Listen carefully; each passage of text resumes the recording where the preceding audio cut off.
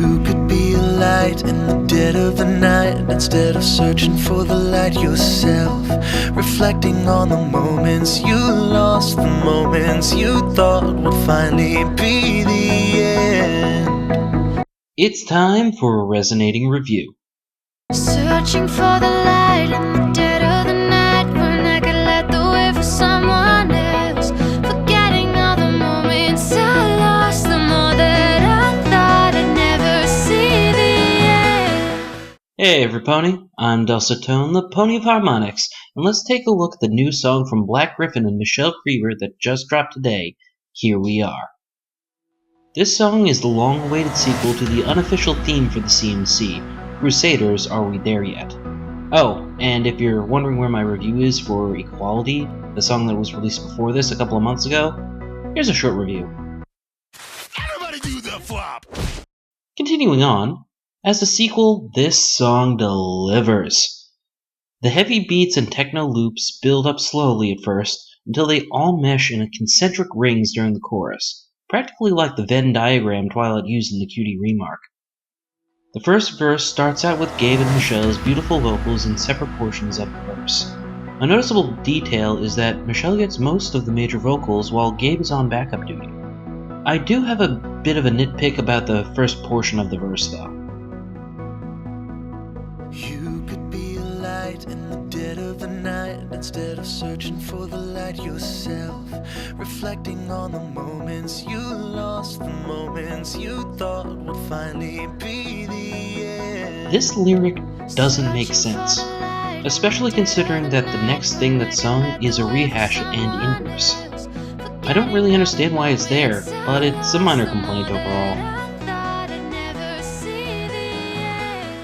Music builds up in the lull between verse and chorus, and gets a big payoff when the vocals start. Do you remember when I reviewed Getting Stronger? Each of the Council of Doom gets to talk a little bit of smack, and then the chorus hits, and... Wait. Where are the wubs? You know, the heavy, dark, powerful bass that makes these characters feel evil, and...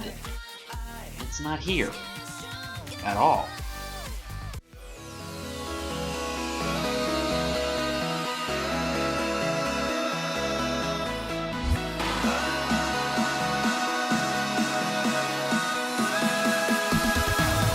This right here.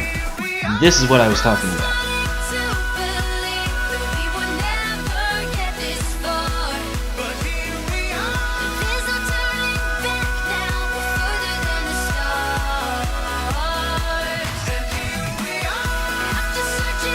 The payoff to the build-up, the power and emotion, the expression of joy through song, and then there was the tribute.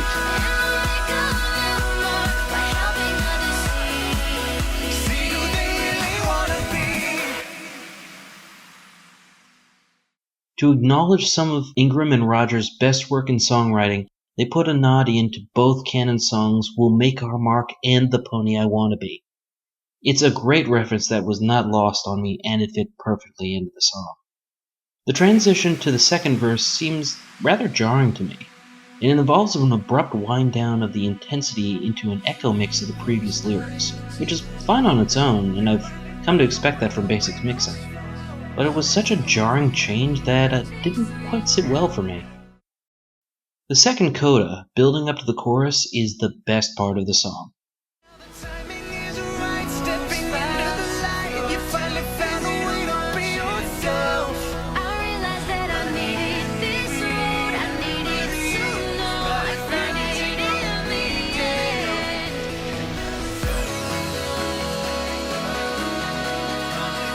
Using the lyrics sung previously in different pitches as background vocals makes it feel like a celebration of things past, and it keeps that theme for the rest of the song until the end, which features some dubstep wubs before the ending?